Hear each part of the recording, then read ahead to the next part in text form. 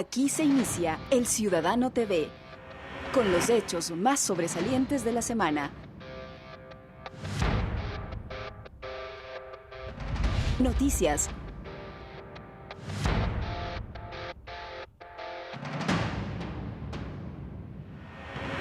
Entrevistas.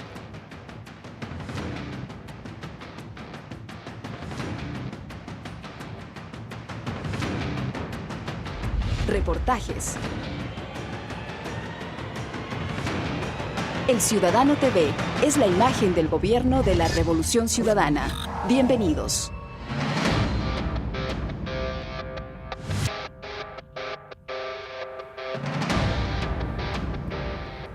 Amigos televidentes, bienvenidos una vez más a su programa El Ciudadano TV, la imagen del gobierno de la Revolución Ciudadana.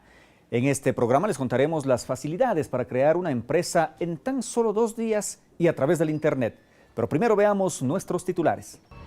El presidente de la República recorrerá varias ciudades de Estados Unidos y realizará su enlace ciudadano en la capital del mundo, Nueva York. El milagro ecuatoriano, una conferencia que mostró a qué se debe el crecimiento económico de nuestro país. Empresas colombianas ven un mejor futuro en Ecuador y empiezan el traslado de sus operaciones a nuestro país. En el segmento de entrevistas contaremos con la presencia de la flamante embajadora de Ecuador en Honduras, Irina Cabezas, y de Lorena Tapia, ministra del Ambiente. Aquí empezamos. Para poder crear una empresa en el Ecuador se requerían al menos 4 meses de trámites, pero ahora, gracias a la aprobación de la Ley de Fortalecimiento del Sector Societario y Bursátil, este tiempo se acortará a tan solo 2 días. El trámite, además, brindará mayores facilidades ya que será realizado a través del Internet. Les contamos. Para constituir un negocio en el Ecuador, nuestros empresarios tenían que acudir a 6 instituciones, cumplir con más de 7 pasos y cancelar entre $1.000 y $1.500. Este proceso duraba al menos 4 meses, aunque doña María Egues, microempresaria, nos comenta que a ella le tomó mucho más tiempo. Como unos 6, 8 meses. Le mandan de ventanilla en ventanilla. Tras la aprobación de la Ley de Fortalecimiento del Sector Societario y Bursátil, estos trámites tomarán apenas 2 días y serán realizados a través de un sistema informático. Uno va donde el notario va a tener que tener firma electrónica y en ese momento se comunica en línea con el registro mercantil, con el SRI, con el Consejo de la Judicatura, con quien necesite para abrir muy rápidamente la empresa. Una innovación que demuestra confianza en nuestra gente y que brinda grandes beneficios a los nuevos emprendedores. Sí, la idea es darle al empresario, el que quiere crear una empresa, darle agilidad y darle menos problemas, menos procedimientos, menos costo, porque no tiene que gastar en tiempo y más adelante, cuando ya exista, ya todos tengan firma electrónica, lo podrá hacer desde su casa.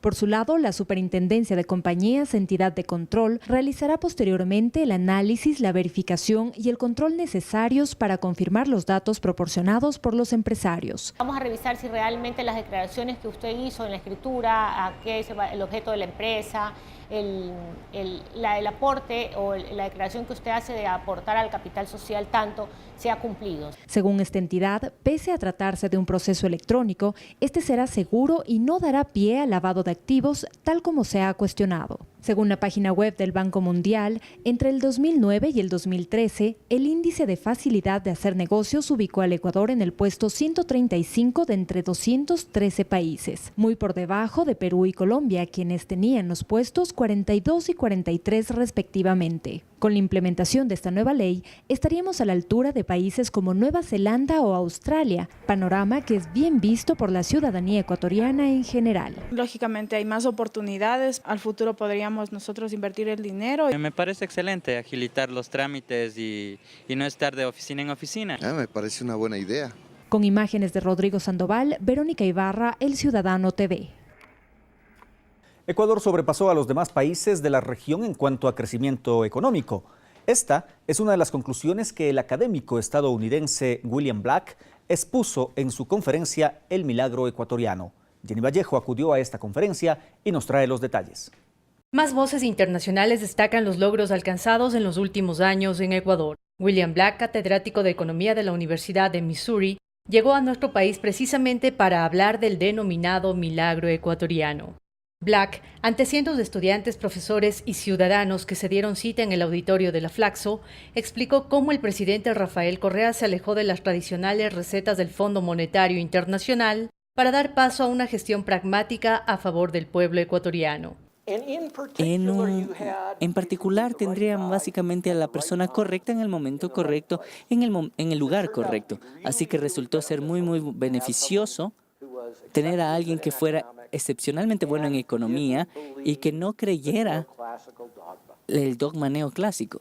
Era absolutamente crítico salirse del apalancamiento del FMI. Y en las circunstancias de Estados Unidos, en el momento en el que Correa llega a la presidencia, eso era posible versus ser imposible. Y eso era muy importante para Ecuador, que fue posible. Los asistentes al evento destacaron la charla de Black como un reconocimiento internacional al proceso de la revolución ciudadana. A mí me parece extraordinario el hecho de que el presidente Correa esté trabajando en función de las grandes mayorías. Eso es bueno. Eso es bueno, o sea, revitaliza, hasta mentalmente la gente se siente más tranquila, un espacio de paz. Bueno, yo creo que todos buscábamos ese líder, ¿no es cierto?, que no esté al mando del Fondo Monetario Internacional, que salga de eso. Y Rafael Correa es eso.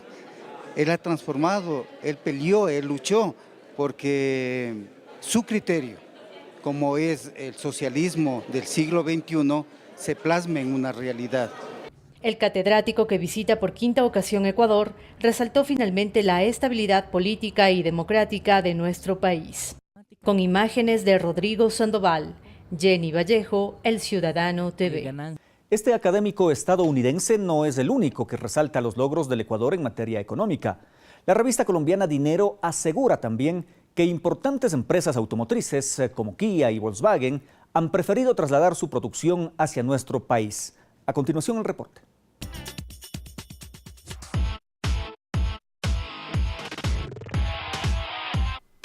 Los esfuerzos que el gobierno de la República de Ecuador está realizando para cambiar la matriz productiva están dando sus frutos.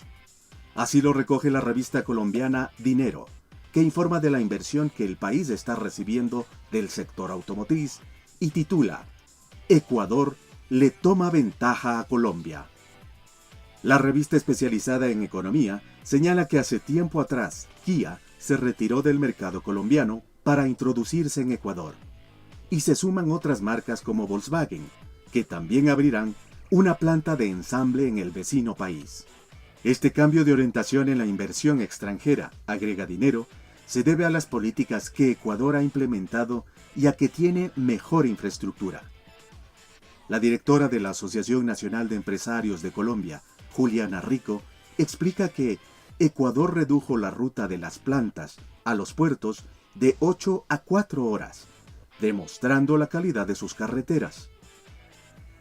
La revista incluye que la industria de ensamblaje en Ecuador está aumentando la producción local de otros insumos, generando un desencadenamiento productivo en la fabricación de manufactura relacionada que incentiva la producción nacional.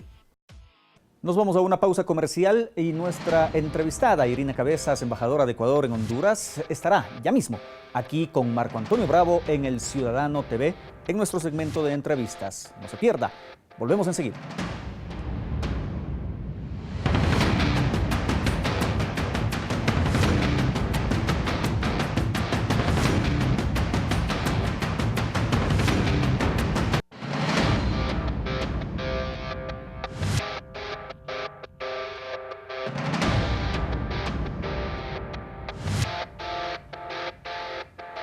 Continuamos con El Ciudadano TV y nos acompaña la flamante embajadora de Ecuador en Honduras, Irina Cabezas. Les tenemos un perfil de nuestra entrevistada a continuación. Carmen Irina Cabezas Rodríguez nace en La Tacunga, provincia de Cotopaxi, el 26 de noviembre de 1971. Su familia paterna desciende del mariscal de Ayacucho, Antonio José de Sucre. Es licenciada en Comunicación Pedagógica y Social de la Universidad Tecnológica Equinoccial. Sí, bueno, en primer lugar, buenas. En el año 2006 inicia su vida pública como jefa política del Cantón Ambato. Luego, en 2007, cuando florecía el movimiento Alianza País, participa como candidata a asambleísta por Tungurahua. En ese mismo año, con el apoyo de la ciudadanía, se convierte en asambleísta constituyente. En el periodo de transición 2008-2009, es nombrada presidenta de la Comisión de Desarrollo Económico y Producción. Para las elecciones de 2009, es electa asambleísta nacional, siendo investida como la primera vicepresidenta mujer de la Asamblea Nacional en la historia del Ecuador. Cumple este alto cargo en el periodo 2009-2011. Para el periodo 2011-2013 es nombrada presidenta de la Comisión Especializada Permanente de Soberanía Alimentaria y Desarrollo del Sector Agropecuario y Pesquero. Ahora regresa a la palestra pública como la flamante embajadora de Ecuador en Honduras. Evelyn Andrade, El Ciudadano TV. Muy bien, gracias Evelyn por ese perfil que nos habla justamente de nuestra invitada. Irina, bienvenida al Ciudadano TV. Buenos días, Marco Antonio, buenos días a la ciudadanía y siempre un gusto acompañarles. ¿Qué significa con esta trayectoria política? A propósito, en la última elección, Irina Cabezas no llegó a la Asamblea, como se dice, por un pelo, es decir, poquísimos votos, porque estaba, sin duda, obtuvo un importante beneficio de los votos de la ciudadanía. Pero ¿qué significa en este momento, con un perfil político, ir a una función diplomática que también tiene elementos políticos, pero en otro tipo de consideraciones? Bueno, Marco Antonio, pues yo me siento parte de este proceso de la Revolución Ciudadana principalmente y agradeciéndole a la ciudadanía, al pueblo ecuatoriano, a mi provincia de Tungurahua, que es donde nací políticamente, pero fundamentalmente es agradecer a la gente que nos ha permitido representar en diferentes espacios.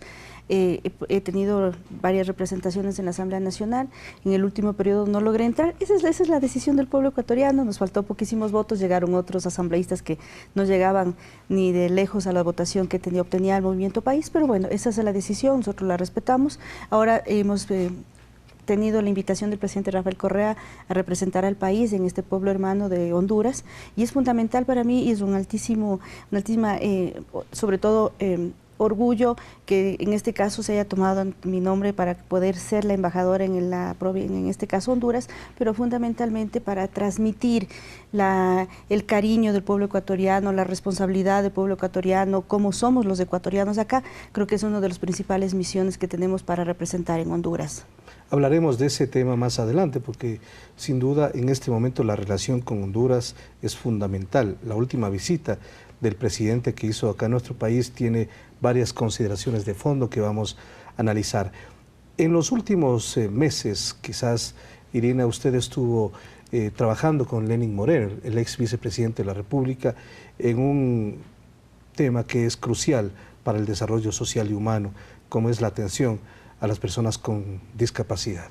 ¿Qué experiencias ha sacado? Sí, bueno, luego de salir de la Asamblea, sí estuvimos trabajando de cerca con el licenciado Lenín Moreno, nuestro eterno vicepresidente, le digo yo, pero sobre todo no solo por su cargo, sino por el cariño de la gente que lo ha posesionado dentro de esa línea y sobre todo ahora que tenemos el delegado oficial ante las Naciones Unidas para el tema de discapacidades, que es un altísimo honor para el país. Es la primera vez que tiene un ecuatoriano un cargo de este nivel a nivel internacional. Hemos venido trabajando en lo que va a ser la propuesta a nivel internacional. Ahora ya me toca ayudar en este caso y ser parte del tema diplomático a nivel internacional, pero fundamentalmente vamos a seguir trabajando en la misma línea. ¿Por qué? Porque yo lo he planteado de una manera muy abierta incluso al canciller, que el tema de los embajadores, ahora que tenemos un representante de tan alto nivel en las Naciones Unidas, es fundamental el papel que cada embajador, cada representante del Ecuador tenga fuera para fomentar, ayudar y replicar lo que aquí fue un modelo exitoso, que fue el programa Manuel Espejo, tratar de replicarlo en el resto de países que ya lo están haciendo, en ciertos países de Latinoamérica, pero fundamentalmente de que los embajadores seamos esa bandera de representación para que se continúe y se pueda visibilizar un trabajo que lo va a hacer ya no solo a nivel nacional, sino a nivel mundial, nuestro querido Lenín Moreno. Bueno, a propósito, la Cancillería tiene un sistema de evaluación a los diferentes embajadores, cónsules en todo el mundo, que implica un trabajo fuerte, no solamente en el tema político, sino buscar varias áreas y aperturas económicas, de cooperación, de inversión en nuestro país. En ese sentido, entiendo que hay bastante fuerza para poder concretar algunos elementos que el país necesita. Sí, tomemos en cuenta que al restablecer con Honduras nuestras relaciones diplomáticas es empezar de nuevo un trabajo diplomático y un trabajo bilateral en cuanto a negociaciones comerciales. Esto es algo fundamental. La visita de nuestro querido, en este caso, y déjeme decirle que el presidente hondureño es una linda persona, yo lo conozco desde hace varios años, porque él también fue parlamentario de su país y fue el vicepresidente y luego presidente del Congreso de Honduras, entonces había ya un nexo más que nada por el tema parlamentario. Entonces podemos ver el interés que tienen, sobre todo, no solo con el Ecuador, sino con Latinoamérica, pero ¿por qué toman como primer país de visita oficial a Ecuador? Es algo que nos debe llenar de orgullo, porque hemos dado muestras de desarrollo, de crecimiento en varias áreas, como él lo dice, pero sobre todo tomar, no quiero inventar el agua tibia, como él dice, quiero tomar los modelos exitosos que me ayuden a sacar adelante al país de Honduras, y ahí estamos nosotros como país hermano para poderles apoyar, pero independientemente del asesoramiento, de la ayuda o del modelo exitoso que con total apertura nuestro querido presidente Rafael Correa le dio para que vivan, para que tengan todas las experiencias, cómo se iniciaron los procesos, es fundamental el tema comercial. Vamos a establecer nuevamente las relaciones comerciales, convenios bilaterales, la firma de convenios en varias áreas ya se han firmado, pero fundamentalmente es poder, lo que usted nos dice, Marco Antonio, garantizar de que nuestros, por ejemplo, exportadores tengan como puerta de entrada Centroamérica, Honduras, es uno de los retos, de que igual los productos que nosotros podamos importar de Honduras, pero para nosotros es mucho más importante, no quiero decirle que no, que esto debe opinar la embajadora de Honduras aquí de la misma manera, pero para nosotros es tratar de abrir nuevos mercados en el resto de Centroamérica para que nuestros exportadores, de cualquiera sea la línea, tengan nuevos mercados seguros para poder, en este caso, tener ya relaciones comerciales. Bueno, justamente la relación de Ecuador con Honduras, recordemos, tuvo una circunstancia especial. Después del golpe de Estado en contra del presidente Juan Manuel Zelaya, Ecuador tomó la decisión de romper las relaciones, justamente luego ingresó a la presidencia Porfirio Lobo, pero después de realizar un proceso de elecciones democrático con el triunfo del presidente Hernández, ya la cosa ha cambiado. Ecuador mantiene la posición, en este caso, de restablecer las relaciones plenas diplomáticas con Honduras, y justamente uno de los elementos importantes es ya el nombramiento de la embajadora, en este caso Irina Cabezas. Usted ha topado un tema clave que significa justamente que Honduras, con una posición de gobierno que no necesariamente es de izquierda o centroizquierda, toma como modelo de generación de cambio al Ecuador. ¿Cómo se mira esto allá en Centroamérica, por ejemplo? Creo que se mira con total orgullo de que somos un país que ha crecido muchísimo desde que la Revolución Ciudadana se instauró en el país. Hay que serlo claro esto. Podemos decir que era otro Ecuador antes de la Revolución Ciudadana y un Ecuador posterior a la Revolución Ciudadana. Eso es el modelo exitoso que se está viendo ya, que trasciende no solamente en el Ecuador, sino a nivel internacional, y es fundamental de que un gobierno apenas de 3 semanas de posesionado tomó como base inicial Ecuador. Entonces, eso yo he podido hablar con el presidente Hernández, en donde quiere mucha ayuda en cuanto a planificación. ¿Cuáles son los elementos que se lleva el presidente Hernández? Los elementos fundamentales que ellos quieren plantear es el tema de la recaudación de impuestos, el tema de la planificación, el tema de los resultados mediante el rendimiento por resultados, todo el tema social y de vivienda y el tema de la discapacidad. Son temas fundamentales que él quiere tomar como modelos, que incluso ya ha habido reuniones aquí de ministros que estaban ya nombrados y de delegaciones que han podido venir acá, incluso del tema de la seguridad social y del BIES, crear un banco de la seguridad social allá, también es una de las tentativas que ellos tienen, pero fundamentalmente tomar en estas áreas porque hemos dado muestras de ese crecimiento, yo creo que único en el país, y ellos quieren hacer sobre todo acorde, porque la comunidad hondureña,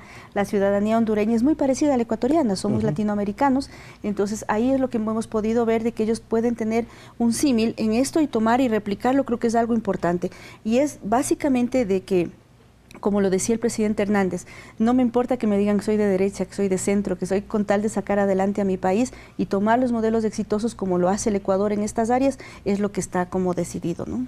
¿Cuáles son los principales puntos y elementos del intercambio comercial actualmente entre Honduras y Ecuador. Sí, los niveles de exportación e importación han bajado después del rompimiento del tema de las relaciones diplomáticas. Ahora nos toca un trabajo arduo, es un trabajo que tenemos que retomarlo. Tenemos allá una oficina, ya una embajada.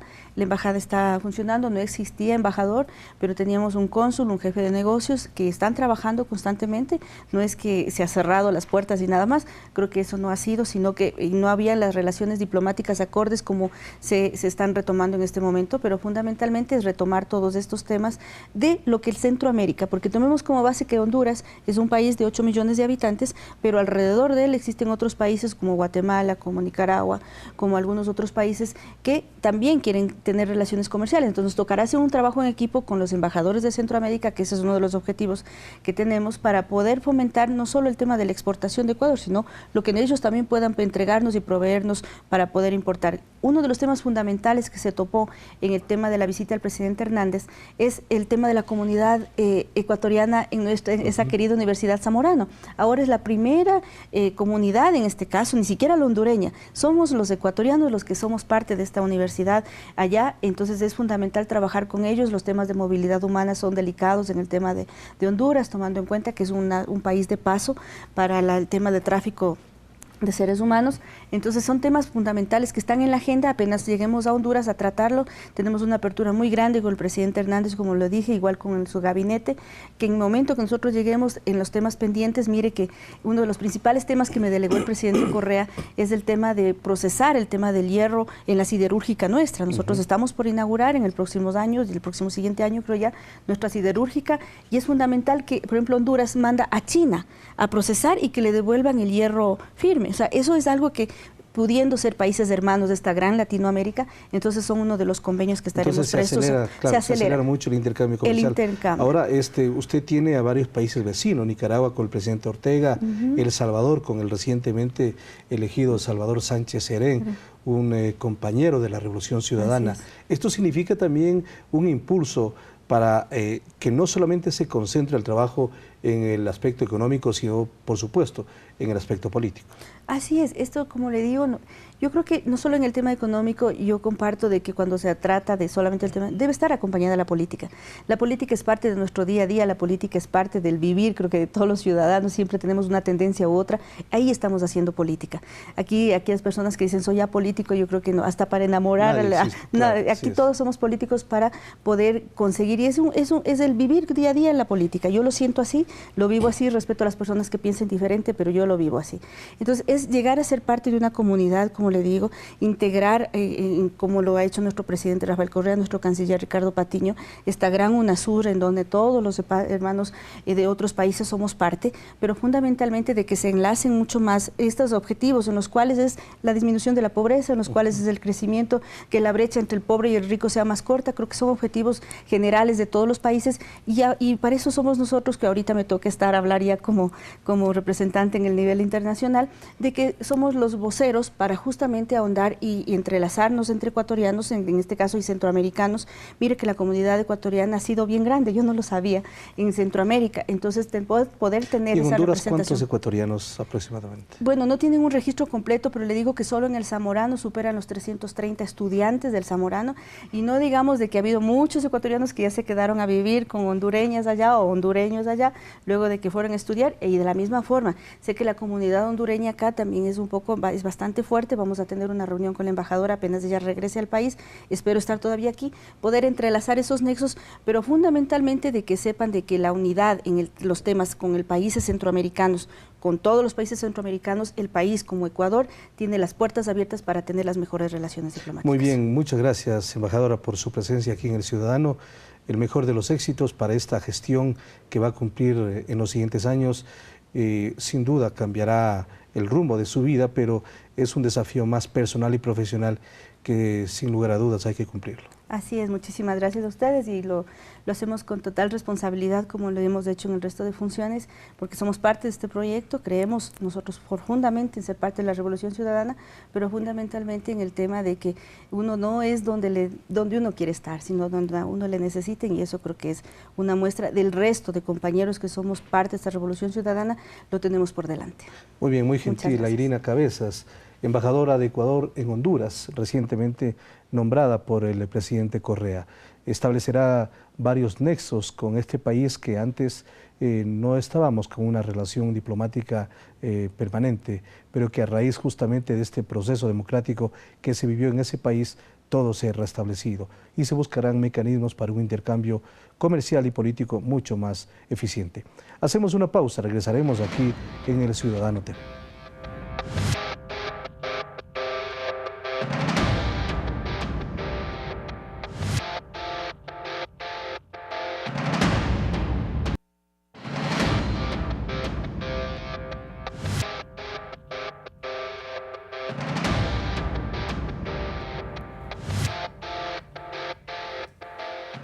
Estamos de regreso en El Ciudadano TV para contarles que 10 millones de dólares invertirá el gobierno nacional en las adecuaciones de la Ruta de la Dulzura para que el ferrocarril pase por Milagro, Naranjito, Barragán Etal y Bucay. Esta obra tiene como objetivo la reactivación de la economía a través del comercio y el fomento del turismo en esas zonas. El presidente Rafael Correa visitó las obras ferroviarias que se ejecutan en Milagro y miles de ciudadanos le brindaron una cálida bienvenida. Veamos. 2 obras ferroviarias emprende el gobierno nacional en Milagro, con una inversión que supera el $1 millón.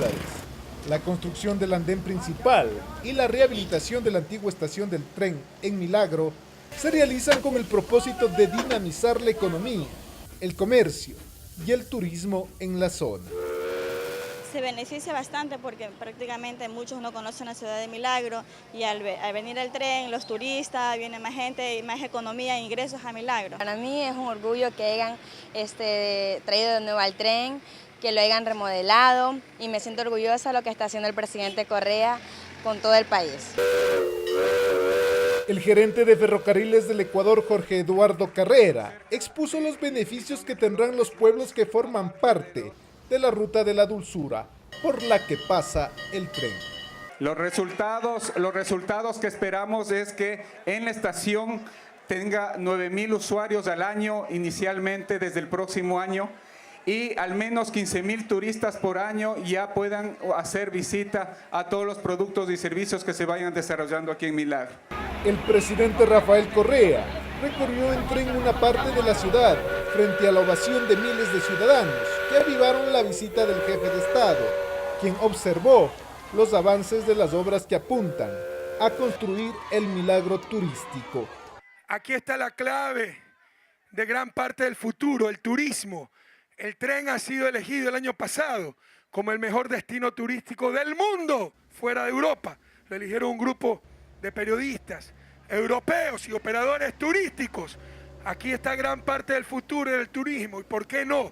Ese Milagro turístico, con esas piñas, con esa producción, con esos paisajes, con esos arrozales, con esa gente, con esas chicas tan hermosas aquí de Milagro, ¿verdad?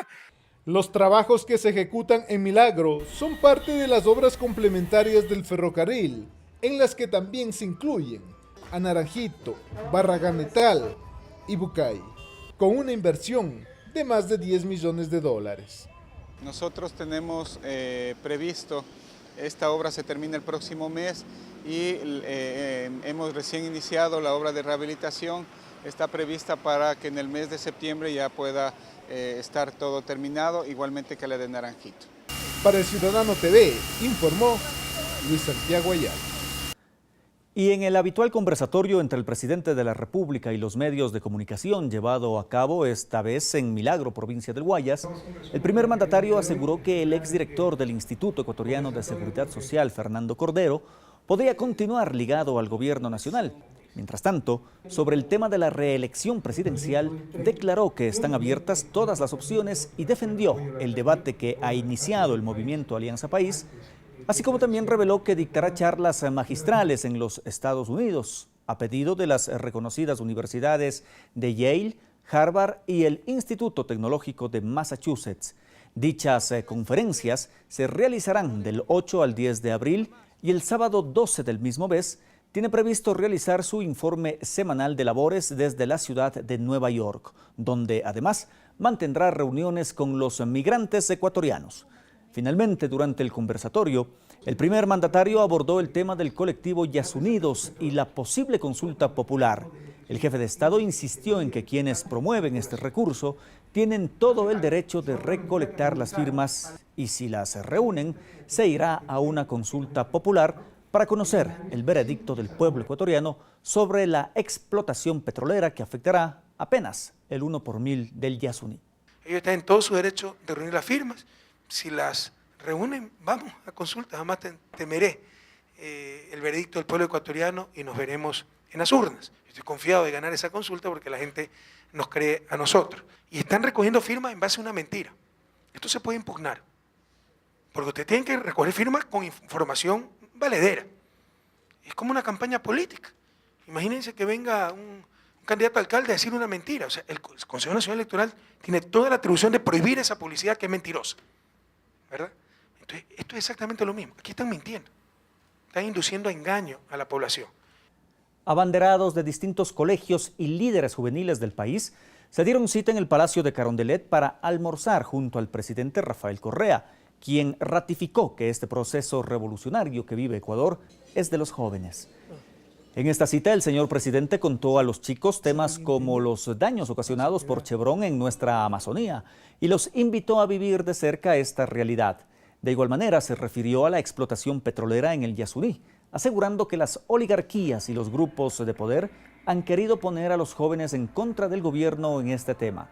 Enfatizó que con esta exploración se afectará a menos del 1 por 1000 del Yasuní y se generará alrededor de 20.000 millones de dólares que se invertirán en escuelas del milenio, agua potable, hospitales, carreteras y becas estudiantiles para estos mismos jóvenes, que con su preparación aportarán al desarrollo del país con ciencia y con conciencia. En los patios del Palacio de Carondelet se llevó a cabo el acto de relevo de edecanes del presidente Rafael Correa. En el acto castrense estuvieron presentes los ministros de Defensa y Seguridad, María Fernanda Espinosa y Homero Arellano, respectivamente. Luego de aproximadamente 3 años de brindar seguridad al primer mandatario, los coroneles Luis Acosta del Ejército, Fran Vargas de la Fuerza Aérea y Jorge Mejía de la Fuerza Naval se despidieron de sus funciones en esta ceremonia militar. El jefe de Estado destacó la vocación de los edecanes, función que está reservada para los mejores oficiales. Finalmente, agradeció el aporte de los edecanes salientes y dio la bienvenida a los militares entrantes, que son los coroneles Ricardo Cajas del Ejército, Jimmy Molina de la Fuerza Naval y Nilo Estrada de la Fuerza Aérea. Ellos tendrán la misión de coordinar y asesorar las actividades relacionadas con la seguridad y protección del primer mandatario. Para finalizar este bloque de noticias, queremos felicitar a los atletas ecuatorianos que participaron en los 10º Juegos Suramericanos Santiago 2014.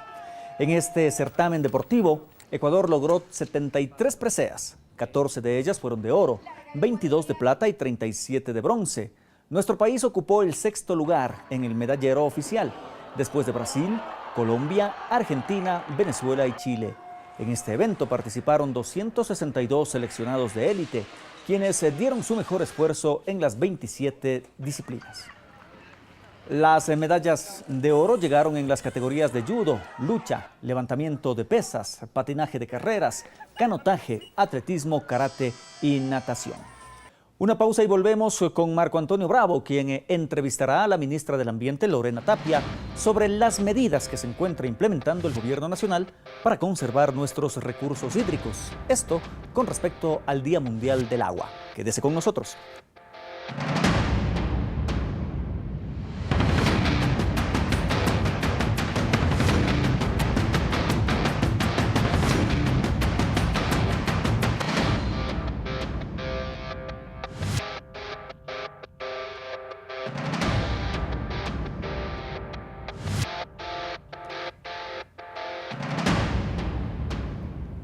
Hace pocos días en México se realizó el Foro de Ministros de Ambiente de América Latina. En este foro, sin lugar a dudas, se adoptan posiciones comunes de los países de la región en torno a un tema tan importante como es el cambio climático. Ecuador, que fue la sede hace un año y que mantuvo la presidencia con la ministra Lorena Tapia, también tiene algunos elementos y varios argumentos respecto a este tema. Vamos a conversar en los siguientes minutos justamente con la ministra de Ambiente, Lorena Tapia, para dialogar sobre este y otros temas, a propósito también de que ayer se cumplió el Día Mundial del Agua y tendremos elementos sobre este aspecto. Ministra, como siempre, gracias por asistir al Ciudadano. ¿Cuáles son los elementos claves, centrales de este foro que se realizó, el 19º que se realizó allá en Ciudad de México, respecto a la posición común de los países de la región en torno al cambio climático? Bueno, muchísimas gracias por la invitación y un saludo a los televidentes. Bueno, este es un espacio muy importante para la región, para los ministros de Ambiente de América Latina y el Caribe. ¿Por qué? Porque estamos en puertas a que en noviembre de este año exista lo que se conoce como la COP de cambio climático, es decir, una convención de partes muy importante a nivel técnico, pero también a nivel político. Un reto para los latinoamericanos y centroamericanos para establecer posiciones regionales para que nos den, obviamente, factores de negociación mucho más fuertes. Y en este sentido, en este foro, ¿cuáles fueron los elementos clave? En cambio climático usted habla de países en desarrollo y países desarrollados, ¿no? Y los países subdesarrollados. Hay diferentes categorías. Aquí la posición fuerte como países en desarrollo, países como los nuestros, es que nosotros no priorizamos lo que se conoce como mitigación, sino la adaptación. Así que esa posición en conjunto nos va a permitir que... ¿Y cuál es la diferencia, mitigación y adaptación? La adaptación y la mitigación, dos conceptos básicos en cambio climático, significa que hacia la adaptación usted trabaja con las poblaciones una vez que ha sido afectada por cualquier variable climática para que las poblaciones aprendan a vivir bajo esas circunstancias. Y ahí es muy importante que los países desarrollados nos transfieran tecnología. Por ejemplo, lo que pasa con la afectación de glaciares, las comunidades tienen que aprender a vivir con una disponibilidad de agua distinta. La mitigación, en cambio, admite el impacto y simplemente compensa. Un ejemplo de factor de mitigación son lo que a nivel internacional se conoce como la RED, es decir, mecanismos de reducción por deforestación o degradación. La una trabaja más hacia la adaptación social, la otra simplemente busca factores de compensación por las emisiones que se generan. Ecuador sin duda tiene una estrategia de cambio climático. ¿Qué elementos se pudieron introducir en esta estrategia global que significa, o más bien regional, de América Latina y el Caribe? Importante reconocer los avances de Ecuador. Ecuador cuenta con una estrategia nacional de cambio climático y un plan en ejecución también. La estrategia es absolutamente transversal, quiero decir que afecta a diferentes sectores como al agua, a la agricultura, a aspectos de salud, aspectos de riesgo. Aquí en este espacio tuve la oportunidad de contar lo que Ecuador ha hecho. Importante mencionar que nuestra Constitución establece el cambio climático como una política de Estado. Esto jamás pasó antes. Hay un plan nacional de cambio climático. Hay una política, existe un plan que está en construcción en este momento, existe una estrategia que es transversal y que viene siendo permanentemente monitoreada y actualizada a través de un comité que en el Ecuador existe, que lo integran varios actores y que el Ministerio del Ambiente lidera. ¿Y cuáles son los ejes básicos transversales de este plan precisamente? Los dos conceptos que le mencionaba de adaptación y mitigación, con una mayor fortaleza aspectos de adaptación que nos afectan a países como el Ecuador. ¿En qué medida este tipo de circunstancias que se están trabajando dentro y fuera del país ayuda en el Ecuador básicamente al cambio de matriz productiva? De manera radical, creo una oportunidad muy importante frente a la visión que tiene el presidente del cambio de matriz productiva. Nosotros estamos identificando varias cadenas de valor, como se reconoce, para poder posicionar productos muy puntuales dentro del cambio de la matriz productiva. ¿A cuáles me refiero? A lo que se conoce ahora como el biocomercio, es decir, ver la diversidad como un factor estratégico de recursos del Ecuador, los recursos forestales también vistos de manera estratégica y también el aspecto del reciclaje para apoyar el cambio de la matriz productiva. La matriz energética y la matriz productiva son muy complementarias. La matriz energética que cambia con lo que va a significar la implementación de todas estas hidroeléctricas que entrarán en funcionamiento en el año 2016, le va a dar al Ecuador un posicionamiento de un país pionero frente a la posibilidad de utilizar energía limpia como la hidroeléctrica. Vamos a reducir las emisiones, vamos a hablar de un país que más que hablar, actúa. Ahora, en este tema, ¿cuánta conciencia hay en el Ecuador justamente de este trabajo que debe hacerse, de este respeto al medio ambiente, de la reducción de residuos sólidos, entre otros elementos que son claves ahora? Bueno, eso es un trabajo permanente para la autoridad ambiental. Yo le puedo decir hoy que la mayoría de los ciudadanos ecuatorianos somos más sensibles a los temas ambientales. Que hay trabajo por hacer, queda mucho por hacer todavía, y es un trabajo que hay que hacerlo todos los días en los diferentes espacios. Ninguna autoridad ambiental puede lograr un resultado completamente exitoso si no va de mano de los ciudadanos, de ese compromiso por nuestro entorno. A la pregunta que usted me hace de desechos sólidos, por ejemplo, comentar el hito que significa también para este gobierno solucionar un problema que jamás fue priorizado por ningún gobierno anterior, justamente lo que tiene que ver con desechos sólidos. ¿Cuál es el resultado? El resultado hasta ahora ha sido el cierre o eliminación de buena parte de pasivos ambientales. Aún hay tarea pendiente, me refiero, por ejemplo, a los botaderos a cielo abierto, factores de contaminación, factores también de problemática social para quienes habitan en los sitios, en las zonas de influencia, pero le mencionaba de este plan que le va a dar un cambio rotundo al Ecuador en este sentido, pero que este plan nacional que lo vamos a lanzar en septiembre de este año, que habla de políticas claras, de normativas claras, de planes de acción claros para los municipios grandes, medianos, pequeños del Ecuador, va a decir qué hacer desde la generación hasta el aprovechamiento de los desechos sólidos. Bien, vamos a hacer en este momento una pausa y regresaremos enseguida con la ministra de Ambiente, Lorena Tapia. A propósito, hablaremos del Día Mundial del Agua, de las proyecciones que tiene el Ministerio y de un tema que se está debatiendo, el Yasuní. Enseguida regresamos aquí en El Ciudadano TV.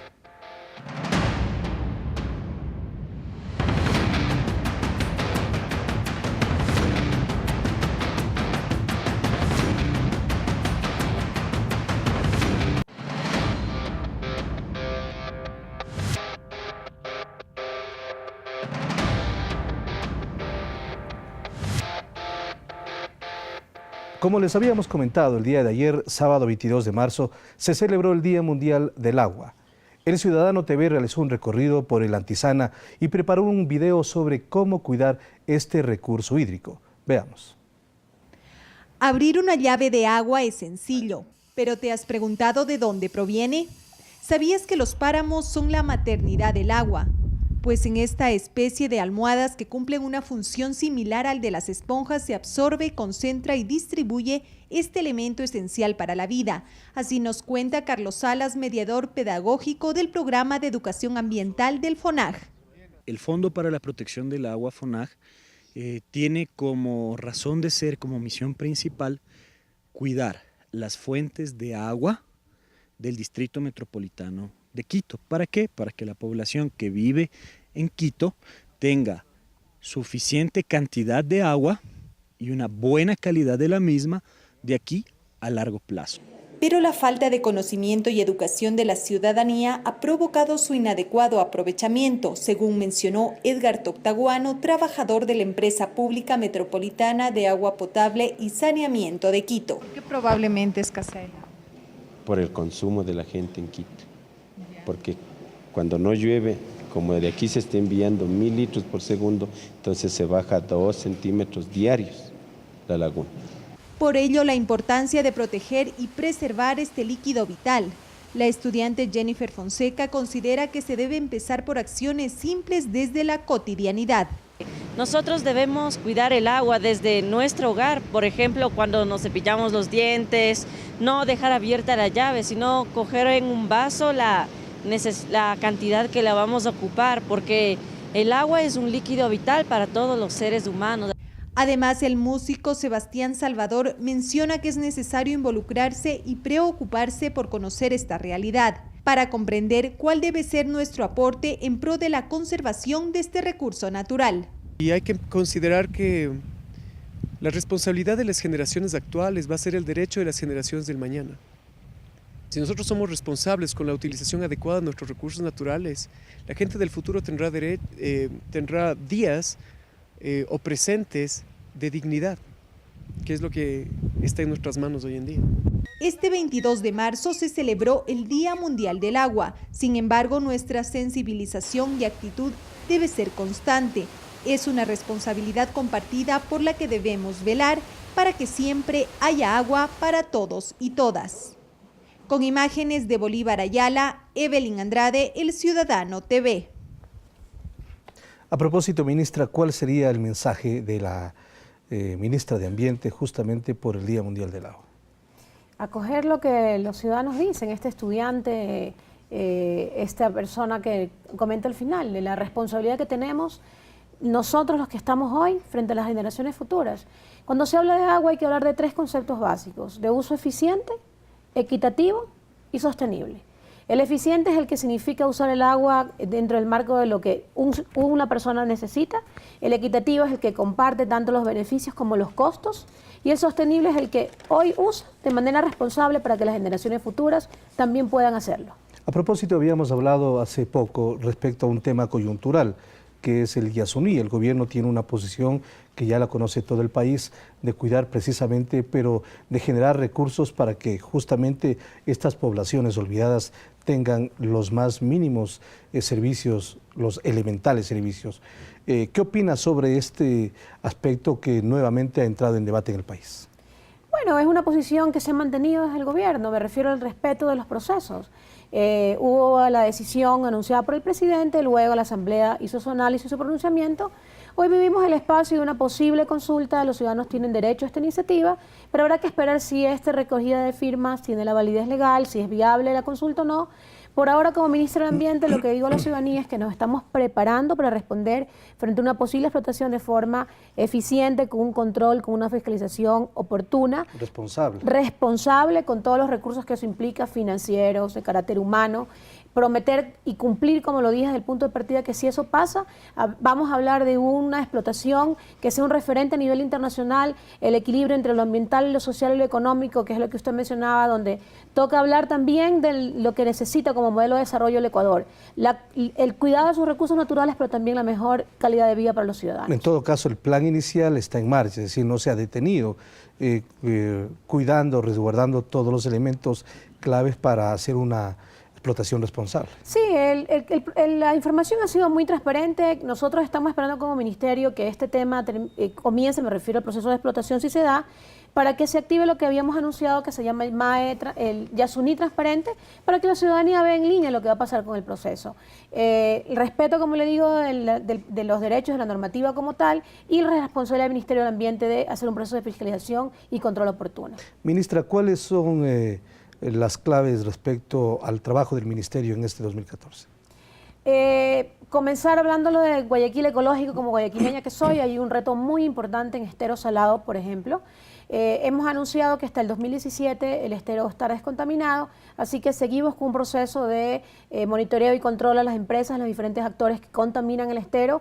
Hemos elegido uno de sus ramales contaminados palanqueado para hablar de un modelo integral de descontaminación, es decir, causas de contaminación, desechos, un proceso inclusivo de reciclaje, un proceso de reforestación apoyado por la cooperación alemana que estuvo aquí, el Instituto Nacional Ambiental, así que los franceses que estuvieron aquí, que nos van a apoyar en este tema. Santay, que se va a inaugurar este año, va a ser una de las áreas protegidas más visitadas en el país. Fortalecer además la línea de control sobre la deforestación. El año pasado hablamos de Esmeraldas. Este año continuamos con lo que es la implementación del primer sistema de control y monitoreo en línea con los drones que habíamos prometido, que ya funcionan en Esmeraldas. Nuestro objetivo es que toda esta información permita a la ciudadanía participar de este proceso de control en línea, que nos denuncie si procede un tema de tal ilegal para poder actuar como autoridad ambiental. Fortalecer las líneas frente al Instituto Nacional de Biodiversidad. Hoy está constituido, el Ecuador tiene una enorme oportunidad de posicionar la biodiversidad como un recurso estratégico, pero sobre todo tomar de todo este posible acceso a estos recursos de la biodiversidad para poder tomar líneas de investigación que también influyen en el cambio de la matriz productiva del Ecuador. Seguir avanzando en el fortalecimiento del modelo de gestión de áreas protegidas. Este año tendremos en Quito lo que va a ser el encuentro del Sistema de Financiamiento Internacional para Áreas Protegidas. El Ecuador sede. ¿Por qué sede? Porque Ecuador también es un referente en el avance que tiene en materia de áreas protegidas, pero seguimos fortaleciendo para que más gente que conozca, más gente que proteja, un modelo ideal en manejo de áreas protegidas dentro del Ecuador, sin duda. Muy bien, ministra, gracias por aceptar esta entrevista. Aquí en El Ciudadano hemos conversado con la ministra de Ambiente, Lorena Tapia, respecto a varios elementos y aspectos de su gestión y algunos temas internacionales que sin duda competen e interesan mucho a nuestro país. Vamos a hacer una pausa y regresaremos con más información aquí en El Ciudadano TV.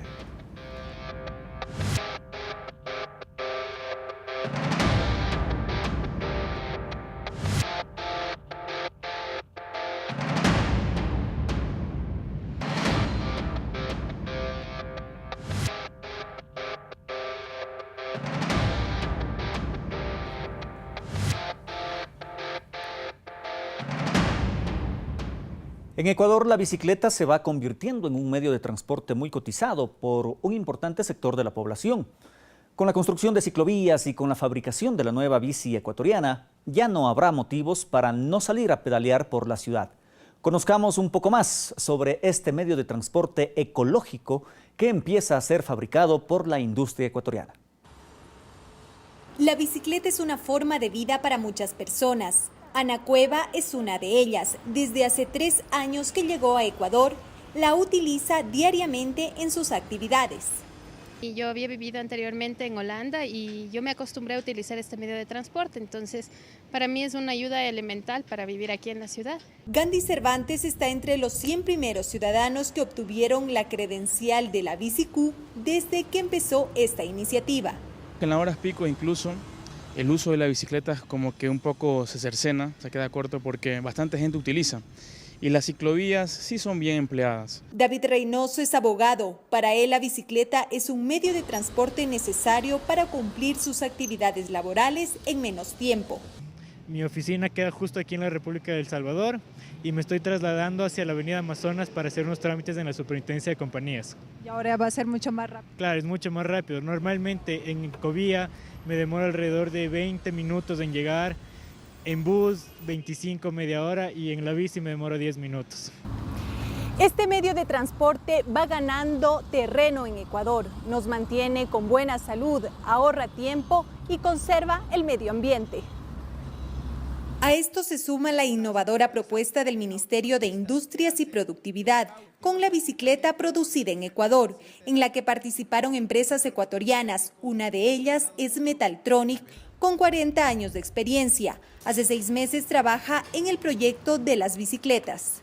Hoy nosotros estamos fabricando el 37-38% de la bicicleta, que son varios componentes metálicos, como por ejemplo el cuadro, el trinche, el volante, y queremos crecer en la introducción de componente ecuatoriano siempre y cuando logremos los estándares de calidad y de costo adecuados para este negocio. 100 bicicletas pilotos serán presentadas en estos días a nivel comercial y se prevé alrededor de 100.000 bicicletas en 4 modelos para este año. Su costo se estima no supere los $200.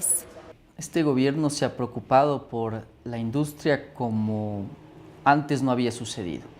Lo que es importante es entender que todas las reglamentaciones que le acompañan a este impulso tengan lógica, tengan sentido y por lo tanto se promueva la fabricación de componentes con calidad y con competitividad internacional.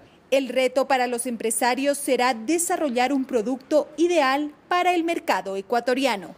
Con cámaras de Bolívar Ayala, Evelyn Andrade, El Ciudadano TV.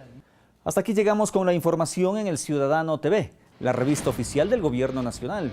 Pero antes de despedirnos, queremos invitarlos a revisar estas y otras noticias en nuestro sitio en internet www.elciudadano.gov.es. Gracias por su compañía. Los esperamos la próxima semana. Hasta pronto.